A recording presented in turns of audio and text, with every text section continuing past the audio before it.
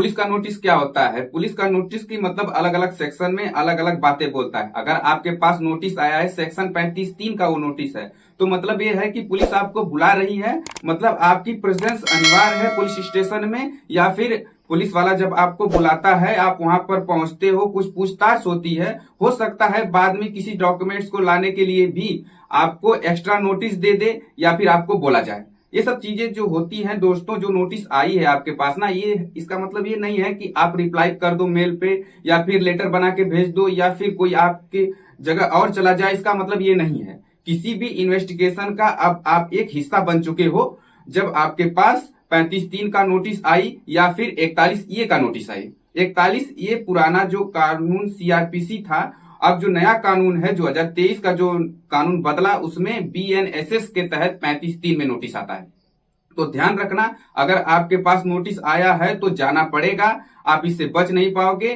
Police आपको बुलाना चाहती है, कुछ सवाल जवाब करना चाहती है, इनके लिए आपको इसके कंप्लाइंट करने ही पड़ेंगे। अब दोस्तों बात करते हैं अगले पॉइंट की। मैं कई पॉइंट आपको बताऊंगा दोस्तों, तो इजिली आपको समझ में आएगा। अगला पॉइंट ये है कि मेरे हिसाब से कभी भी पुलिस आपको नोटिस भेजा है तो आपको समझ लेना चाहिए कि मामला क्या है। पुलिस स्टेशन से जो भी नोटिस आपके पास आया, व्हाट्सएप पर नोटिस आया, उसकी कोई वैल्यू नहीं रहेगी दोस्तों। आपके पास अगर नोटिस या तो पुलिस वाला घर पर लेके आए या फिर नहीं आया तो बाई पोस्ट भेजा जा सकता है। आप कोई भी पेपर जब कोर्ट से आपके पास आता है तो उसको ये नहीं कि मैं नहीं लूंगा, आप मना मत किया कीजिए, वो भी रिसीविंग मान ली जाती है दोस्तों। रिसीव कर लीजिए, उसमें अगर एफआईआर का नंबर नहीं लिखा है या फिर किस कंप्लेंट के तहत आपको बुलाया जा रहा है वो चीजें नहीं लिखी हैं, तो यहाँ पर एक आपका फंडामेंटल राइट आता है, right to law. Right to know का मतलब ये होता है कि जानने का अधिकार। मुझे जानने का अधिकार है, किस लिए मुझको आप बुला रहे हो, ये पार्ट आप एक इन्वेस्टिगेशन का पार्ट बन चुके हो। ये मामला हो सकता है कि मामला चीटिंग के साथ साथ फॉर्जरी का हो दोस्तों। अगर यहीं पर सेक्शन 336 का 3 और 338 सेक्शन भी लगा हो तो मतलब यहाँ पर फॉर्जरी का मामला बन जाता है। फॉर्जरी जैसे मामले बहुत संगीन होते हैं, ऐसे में पुलिस आपको बिना नोटिस दिए ही अरेस्ट कर सकती है दोस्तों। चीटिंग के साथ ही फॉर्जरी को भी समझना बहुत जरूरी होता है। पहले जो ये सेक्शन है ना 336, 338, इन्हें हम 467 और 468 बोला करते थे। मतलब जो 336 जो है वो सीआरपीसी में 468 बोलते थे, अभी जो 338 है उसे सीआरपीसी में 467 बोलते थे। जो 467 सेक्शन है या फिर 338 सेक्शन है उसमें लाइफ टाइम इम्प्रिजमेंट का प्रोविजन है।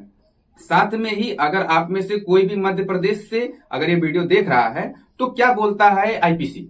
आईपीसी बोलता है कि 467 बेशक से उम्र कैद का प्रोविजन है तो भी उसका ट्रायल बाई मजिस्ट्रेट है, और ये मध्य प्रदेश में नहीं होता। मध्य प्रदेश में ट्रायल बाई सेशंस होता है। तो आपको देखना होगा कि स्टेट अमेंडमेंट अगर है तो कहां ट्रायल चलेगा, ये चीजें भी आपको जान लेना चाहिए दोस्तों। अब हम अगले पॉइंट की बात करते हैं दोस्तों। मान लीजिए आपके पास नोटिस तो आ गया, पुलिस वाले ने सर्व किया या फिर आपको बाई पोस्ट भेज दिया। अब इसमें क्या होता है दोस्तों कि अगर नोटिस आपके पास आया है तो करना क्या चाहिए, ये सवाल बहुत सारे होते हैं आपके मन में।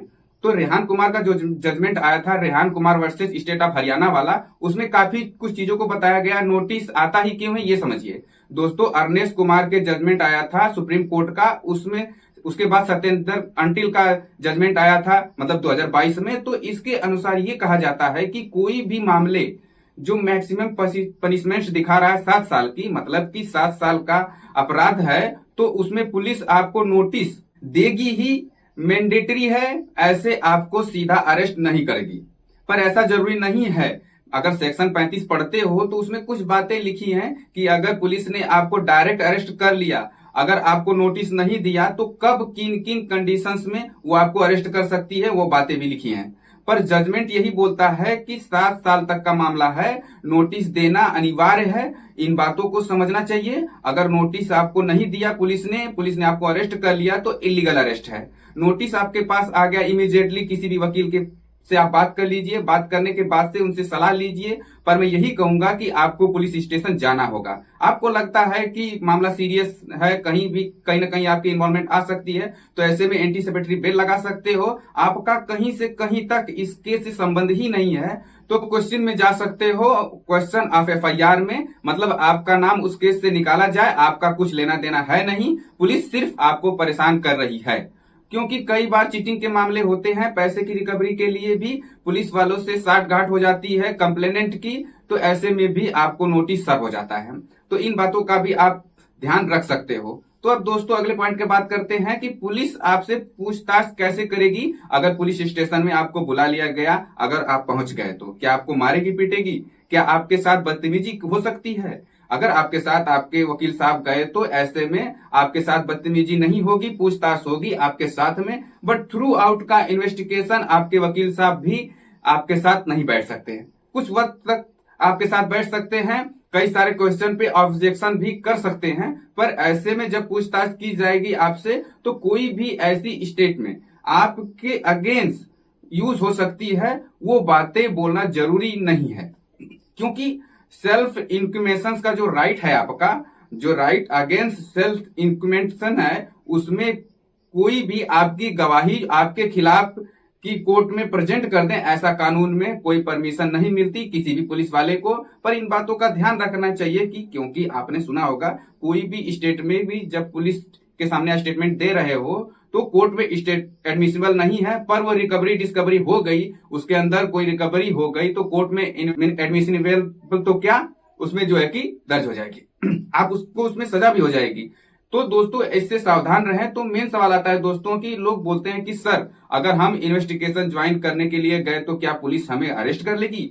दोस्तों 41A का जो नोटिस CRPC का है या फिर 35(3) का जो नोटिस है BNSS का, इसमें वैसे बोलते ये हैं कि अगर कोई इंसान इन्वेस्टिगेशन ज्वाइन कर रहा है तो आपके सवालों के जवाब दे रहा है, तो जो भी आपके सवाल है बता रहा है, इन्वेस्टिगेशन का पूरी तरह से पार्ट बन रहा है, तो आपके साथ कोऑपरेट कर रहा है, तो ऐसे में उसे अरेस्ट करने की जरूरत नहीं है।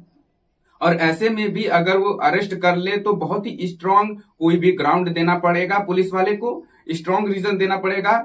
ऐसे ही नहीं कि आप किसी को भी अरेस्ट कर लो, क्योंकि ग्राउंड्स ऑफ अरेस्ट का होना बहुत मैंडेटरी प्रोविजन है, फंडामेंटल राइट का वायलेशन है। अगर ग्राउंड्स ऑफ अरेस्ट नहीं दिया गया तो पुलिस वाले आपको अरेस्ट तो कर सकते हैं, पर उन्हें स्ट्रॉन्ग ग्राउंड देना पड़ेगा। तो बेहतर यही है कि आप कभी भी इन्वेस्टिगेशन जब ज्वाइन करो तो अपने ही खिलाफ कुछ बातें ऐसी ना बोलें कि पुलिस वाले आपको अरेस्ट कर ले। पुलिस की इन्वेस्टिगेशन ज्वाइन करें तो उसका पार्ट बने। हमेशा पुलिस वाले यही बोलेंगे कि जब भी आप बेल लगाओगे कि ये हमारे साथ कोऑपरेट नहीं कर रहा है। कोऑपरेट का मतलब ये नहीं कि मैं अपने ही खिलाफ आपको सबूत दे दूं, अपने खिलाफ गवाही दे दूं और आप मुझे अरेस्ट कर लो। तो ये कुछ बातें जो मैंने आपको बताई, इसमें बहुत सारे सवाल आपके जहन में उठते होंगे, आप बहुत सारे सवाल आप पूछते होंगे।